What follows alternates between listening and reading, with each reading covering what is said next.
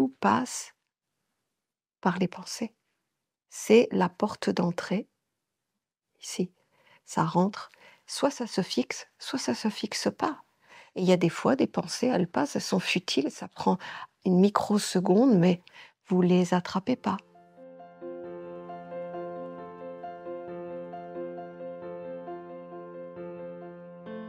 Alors, belle journée à tout le monde.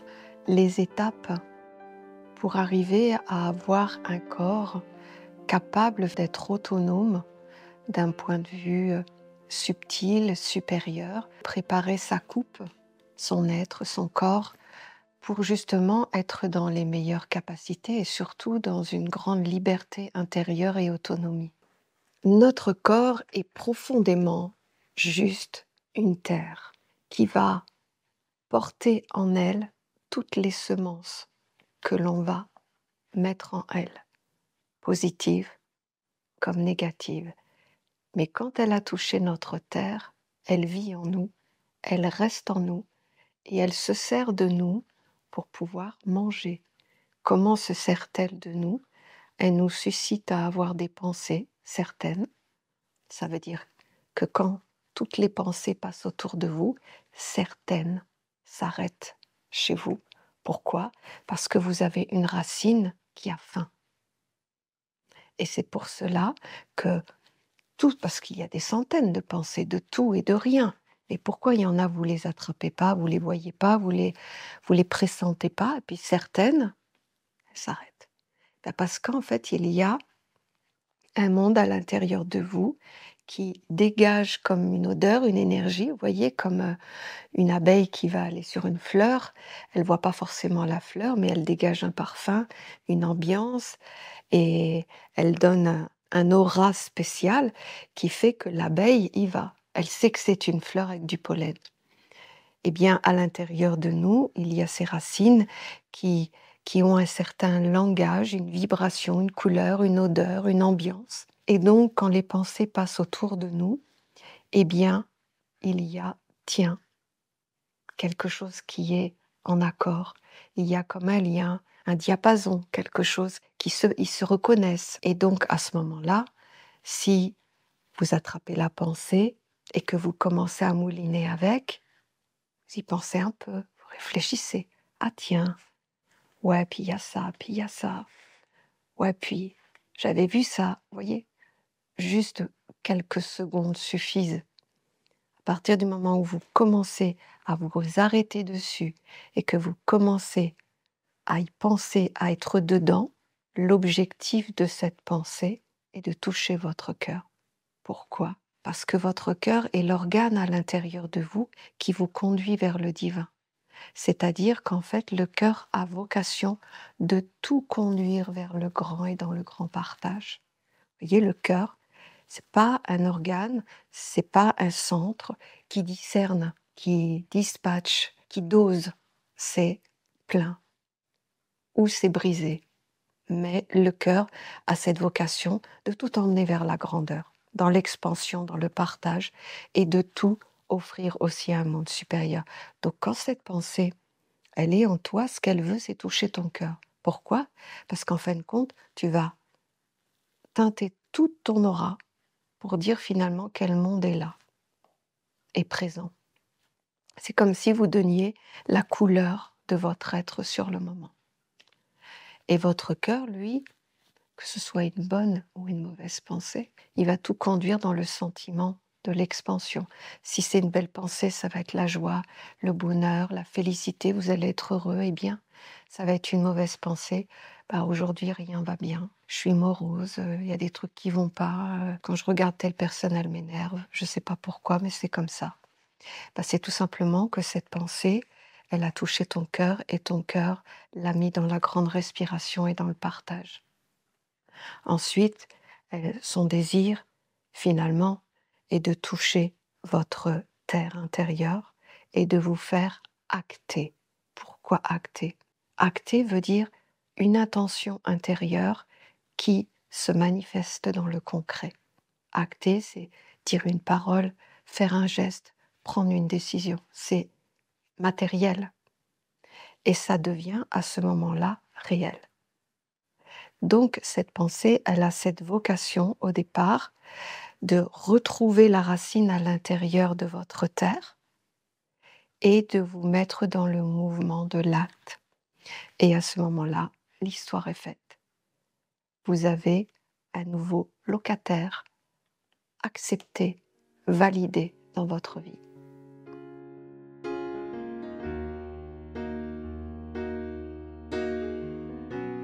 C'est tellement, tellement important ce qui se passe au niveau de la pensée. En fait, c'est la pensée qui alimente votre corps. C'est pas vos sentiments. Vos sentiments, c'est un moment de goût, vous voyez, c'est comme donner une température à votre corps, donner une ambiance à votre corps. Mais tout passe par les pensées. C'est la porte d'entrée, ici. Ça rentre, soit ça se fixe, soit ça se fixe pas. Et il y a des fois, des pensées, elles passent, elles sont futiles, ça prend une microseconde, mais vous les attrapez pas. Donc faut regarder, c'est peut-être des potentiels.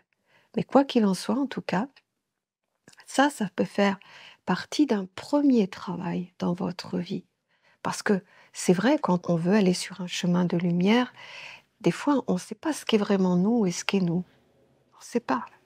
Eh bien, ça, avec cette technique, vous pouvez déjà presque discerner le genre de monde qui habite à l'intérieur de vous. Parce que le genre de pensée qui se fixe en vous, qui touche votre cœur et qui vous fait acter, prendre des décisions, dire des paroles, eh bien, en fait, ça veut dire qu'il y a une racine en vous qui s'est juste alimentée. Et donc, ça veut dire qu'elle fait partie de votre vie, qu'elle fait partie de vos décisions, qu'elle fait partie de votre vision de la vie et qu'elle a son mot à dire.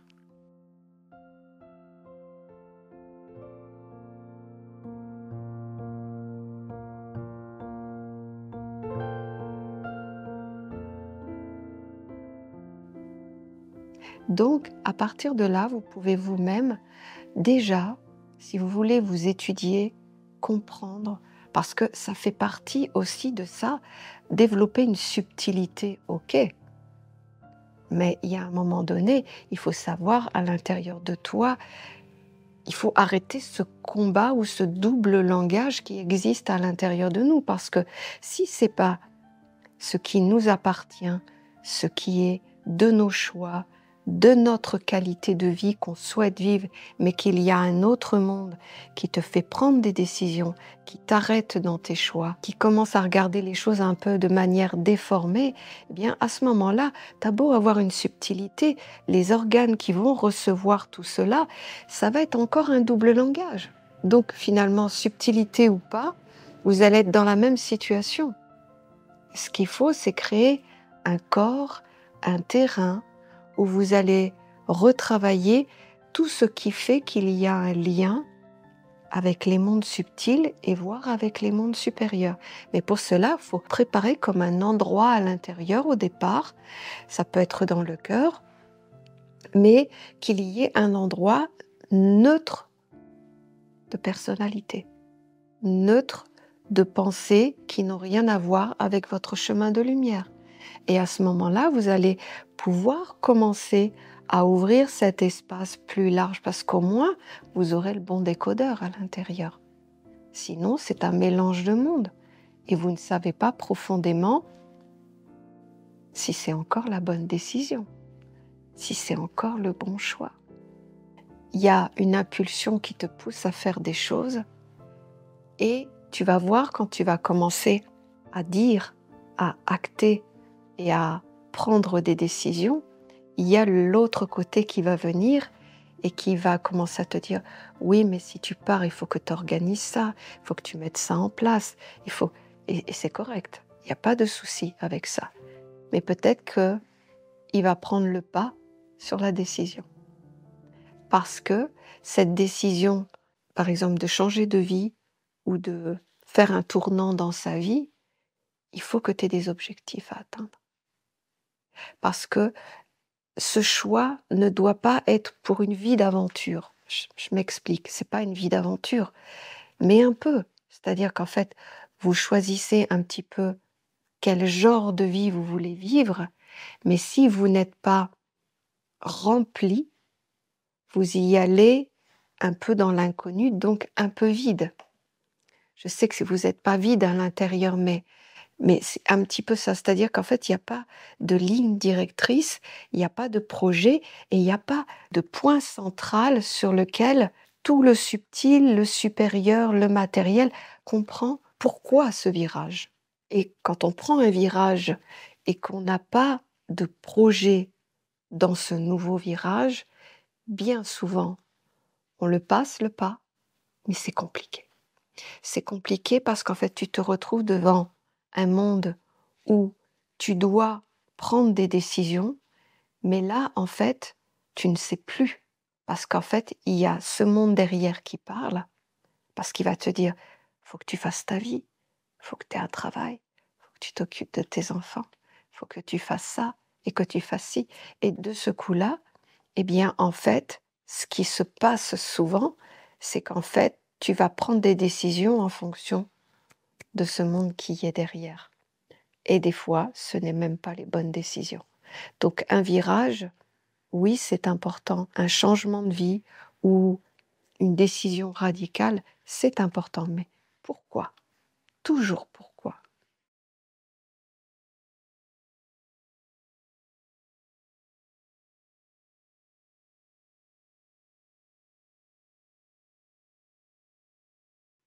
Toujours un point central, là où on recondense l'énergie, l'orientation, les centres d'intérêt, mais pas l'aventure. Et c'est pour ça qu'il y en a beaucoup que je rencontre qui font le pas, qui font des choses. Il y en a, ils partent en camion, ils voyagent mais ils reviennent.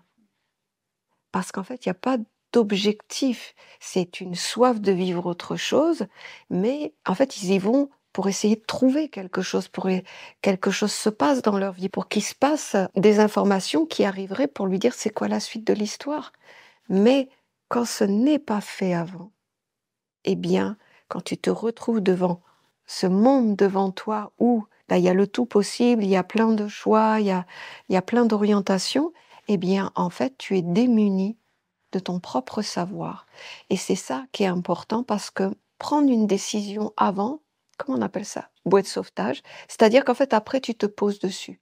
Et ton virage, oui, mais il y a toujours ça à atteindre.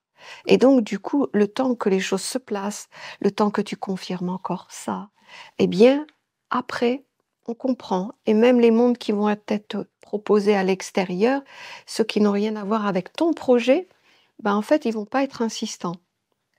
C'est les choses qui vont être de plus en plus précis par rapport à ton point de fixité dans la vie. C'est important de bien construire son être. C'est pour ça que on fait tellement de choses dans la vie. Dans la spiritualité, on allume tous une flamme. Il y en a plein, ils savent même pas pourquoi. On doit allumer une flamme, j'allume une flamme. Alors que vous voyez, quelqu'un qui veut vraiment prendre sa vie en main, quelqu'un qui veut vraiment se construire, quelqu'un qui veut vraiment être autonome, quelqu'un qui veut vraiment être efficace dans sa construction, il doit savoir pourquoi il fait les choses. Il doit les comprendre, mais pas les comprendre, j'aurais tendance à dire, pour devenir un être supérieur. Vous deviendrez un être supérieur si vous mettez bien les choses en place et si vous êtes un centre d'intérêt pour ces mondes-là. Un monde supérieur s'associe aux hommes quand il voit qu'il va pouvoir faire quelque chose avec vous, avec cette personne. Mais si vous êtes inconsistant, j'aurais tendance à dire, si vous n'êtes pas nommé, si vous ne savez pas ce que vous voulez, si vous voulez aller vers la lumière, mais comme je vous disais, ça ne suffit pas. S'il n'y a pas de contenant fixe, s'il n'y a pas de terre définie en vous, vous n'intéresserez personne. C'est comme dans la vie, on n'invente pas les lois. Si vous avez quelque chose à offrir à une entreprise vraiment de spécial, on vous retient. Vous êtes quelqu'un qui arrive en disant je veux du travail, donnez-moi ce que vous voulez, je prends tout. Eh bien, ouais, bah, ça va être pour faire le ménage. Mais cette entreprise ne comptera pas sur cette personne. Vous voyez ce que je veux dire? Elle ne fera pas de projet, elle n'évoluera pas. Cette personne-là restera dans son monde. Pourquoi? Parce qu'en fait, elle ne sait pas ce qu'elle veut. Elle ne sait pas ses objectifs, elle ne sait pas ce qu'elle veut construire. Et la vie, c'est ça. Il faut savoir qu'est-ce que l'on veut et apprendre à mettre en place les mécanismes intérieurs pour permettre ça. Alors, c'est quoi les mécanismes intérieurs? Déjà, comprendre ce que c'est que vos corps. C'est la base. Comprendre ce que c'est que votre mental, votre cœur et votre volonté. La base. Qu'est-ce que fait votre tête?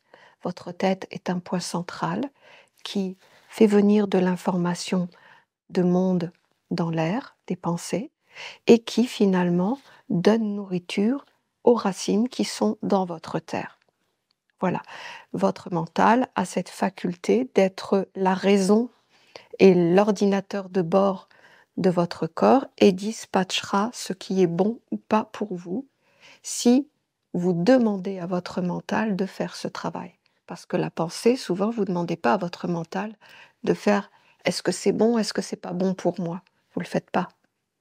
Vous le faites que quand vous voulez analyser une situation, ainsi de suite.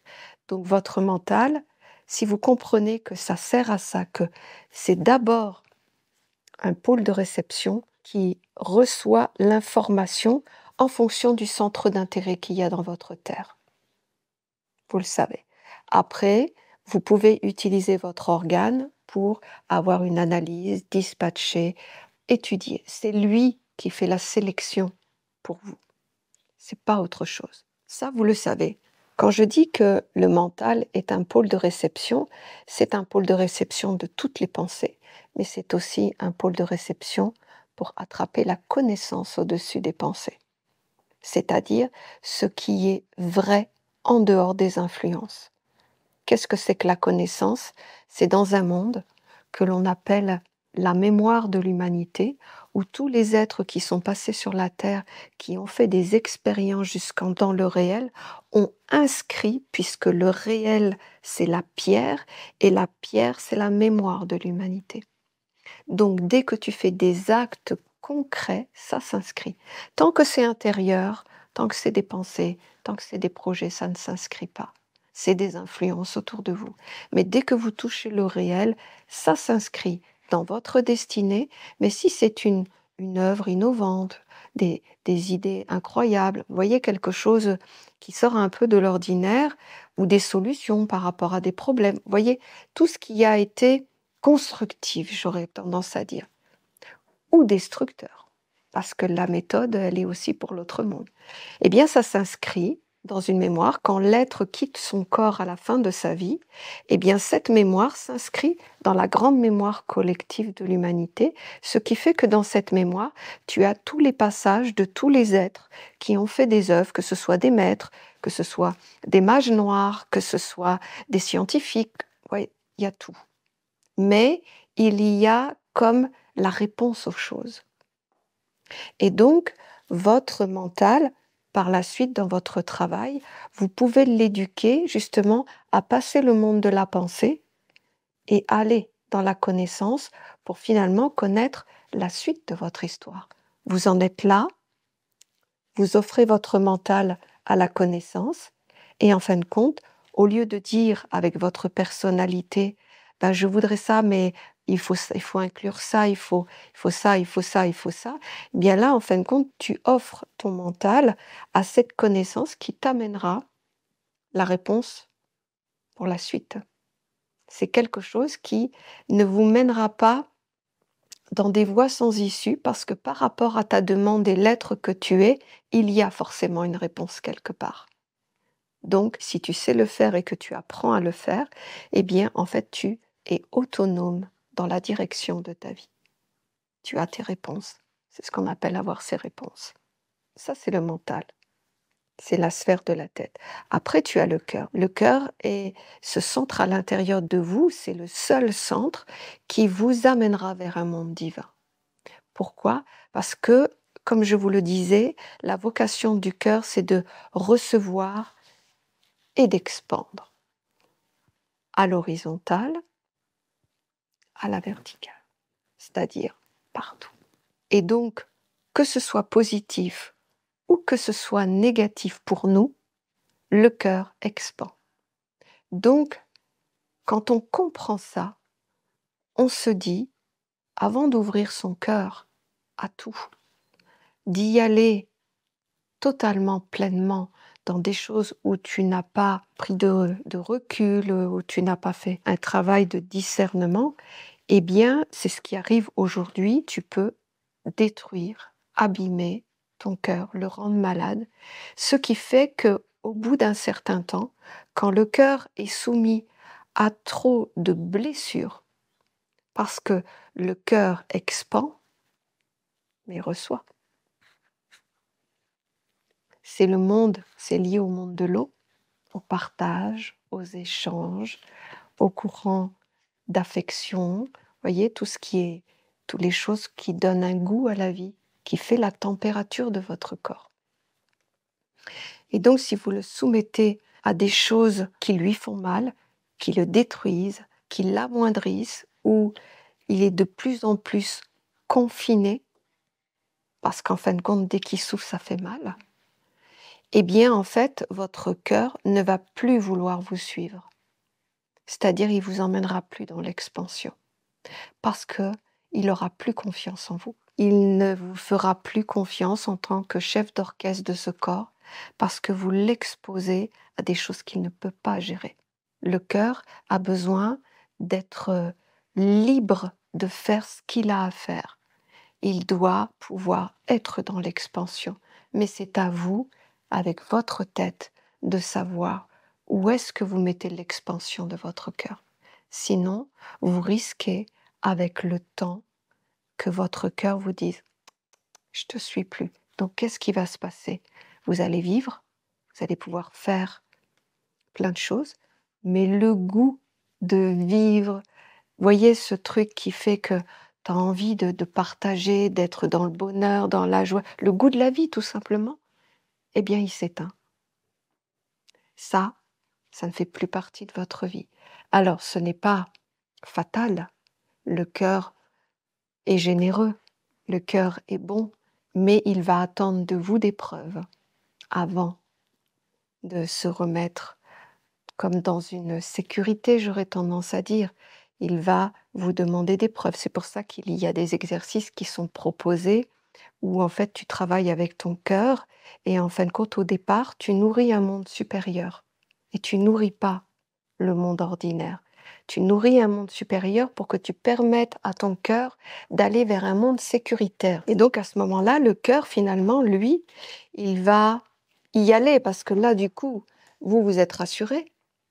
Lui, le retour qu'il a, eh bien, en fin de compte, le réconcilie, le guérit, l'adoucit, et finalement renoue un lien avec vous, j'aurais tendance à dire, en disant « là, j'ai plus mal, là, c'est beau, ce que je reçois est bon ». Et voyez, votre cœur, du coup, il reprend confiance avec le temps, ça prend quand même un peu de temps, ça peut prendre 1 an, 2 ans, 3 ans, ça dépend un petit peu. Quoi qu'il en soit, ce qui est important dans cette histoire à retenir, c'est que c'est pas parce que tu as eu le cœur brisé et qu'il ne veut plus te conduire dans le goût de la joie de vivre et tout ça, que c'est définitivement fini. Non. Le cœur, quand il sera contraint à ne plus respirer largement, eh bien, il attendra que vous lui donniez des conditions et pour ça, ça fait partie de vos choix de pensée, de vos choix d'expansion et de relation avec l'extérieur. Et à ce moment-là, votre cœur, il redeviendra votre allié. Mais sachez que le cœur, c'est vraiment ce qu'il faut protéger. Le cœur, sans le goût du beau, sans le goût de la vie, sans le partage, on s'éteint. On a beau avoir un intellect, on a beau être capable de faire des choses, mais qu'est-ce qui fait que la vie sur la terre est belle? C'est grâce au cœur. Donc le cœur, on doit absolument le préserver, le consacrer avant tout à des valeurs plus hautes. Y aller avec lui, mais nourrissez-le, qu'il trouve sa nourriture vers ces mondes supérieurs. Et après, oui, vous pouvez partager, mais peut-être pas totalement. On n'est pas obligé d'offrir son cœur à l'extérieur. C'est dangereux et c'est incertain. C'est jouer une loterie, c'est ça que je veux dire. C'est pour ça qu'on dit toujours que, par exemple, dans un couple, si tu veux tisser un lien d'amour, profond, il ne faut pas que tu le fasses avec la personnalité de la personne. Il faut que tu le fasses avec les valeurs que tu trouves dans la personne de l'autre. Comme ça, ton cœur n'est plus dépendant de la personnalité. Une personnalité, c'est changeant. C'est normal, c'est l'évolution. On ne va pas rester à 20 ans et à 50 ans la même personne, c'est impossible. Par contre, les valeurs qu'elle porte, elles grandissent, elles sont là. Et donc, il faut créer le lien d'amour. Quand je veux dire le lien d'amour, offrir son cœur et partager avec l'autre, par exemple son compagnon ou sa compagnonne de vie, mais il faut offrir son cœur aux valeurs. Quand tu regardes l'autre et que tu ouvres ton cœur, c'est parce qu'en fait tu vois les belles valeurs que tu aimes chez l'autre et pas le corps. Le corps est quelque chose d'agréable, le corps est sympa, mais tu n'ouvres pas ton cœur à ça parce que c'est un jeu dangereux. Parce que souvent, en plus, tu connais pas vraiment l'autre. Bref, vous voyez, il y a des choses comme ça. Donc, son cœur, on en prend soin. C'est le précieux dans notre vie. C'est ce qui fait que on aura toujours ce goût de vivre, ce goût d'avancer, ce goût de partager, tout simplement se lever le matin et être heureux d'être là et se dire, voilà, je suis béni, je vais pouvoir faire plein de choses dans ma journée. Et ça, c'est grâce au cœur. Mais il faut pas qu'il soit éteint. Sinon, tu te lèves le matin, le ciel est gris, tu sais pas quoi faire, tu es tristouné. Et en fait, le cœur continue à vivre, mais juste la fonction vitale normale pour pouvoir vivre sur la terre. Mais il n'y a pas de plus. Donc ça, c'est important. Et puis, vous voyez, si vous avez des personnes autour de vous, partagez ça, partagez cette vision, c'est important parce que ça peut juste des fois, même s'ils l'entendent intellectuellement, ça peut les protéger. Ça peut les protéger, qui n'ouvrent pas leur cœur, par exemple quand on a des enfants et qui vont être amoureux, qu'on n'ouvre pas leur cœur, qu'on ne donne pas son amour à des personnalités, mais que il faut partager l'amour avec ce qu'elle a vu de beau en qualité dans l'autre. La personne se met moins en danger. Et après, le temps fera les choses. Mais des fois, on ouvre tout comme ça. Et des fois, on se fait mal. Souvent. C'est la vie, c'est comme ça. Mais quand on le sait, eh bien en fait, on y va tranquillement. Mais on ne s'empêche pas de faire respirer son cœur à travers une vertu. Comme ça, dès le début, on peut vivre et partager cet amour comme on a envie de le faire. Ça ne sera pas dangereux. Et puis après, on a la volonté, on a la fin de l'histoire, j'aurais tendance à dire, puisque la pensée est venue dans ta tête, elle s'est arrêtée, elle est descendue dans ton cœur, elle a été dans l'expansion. Donc à partir de ce moment-là, ton corps dit c'est OK. Pourquoi? La tête et le cœur ont dit oui. Donc, ça veut dire que l'autorisation de nourrir la racine qui est en toi est faite. Ça veut dire quoi? Que vous avez donné encore plus de force à certaines racines en vous, certaines plantes qui poussent dans votre terre. Et à ce moment-là, elle a son droit d'existence, elle a son opinion, elle a à défendre son territoire et elle va te solliciter régulièrement à attraper certaines pensées pour continuer à vivre en toi. Et ce qui est souhaité, quand ce sont des pensées, alors ce sont pas souvent des nouvelles sortes de pensées, c'est souvent comme des extensions. Par exemple, tu es colérique, je donne un exemple, tu es colérique et puis d'un seul coup, en plus, tu vas devenir intolérant. Et en plus, tu vas devenir sarcastique. Puis en plus, puis en plus. Voyez, comme si son champ d'action s'étendait de plus en plus, comme toute plante qui s'étend dans la nature. C'est l'objectif d'une plante, c'est d'envahir le territoire. C'est à nous de l'imiter. Et puis, à ce moment-là, effectivement, l'objectif vraiment de tout et de tout, c'est que tu dises, que tu sortes du non manifesté intérieur, que tu dises, parce que le mot est magique, le mot écrit, le mot défini et le mot conclu. Si tu dis « j'aime le rouge », c'est toi qui l'as dit. On ne le savait pas avant. Mais dès que tu le dis, pour tout le monde, toi, tu aimes le rouge. C'est toi qui l'as dit.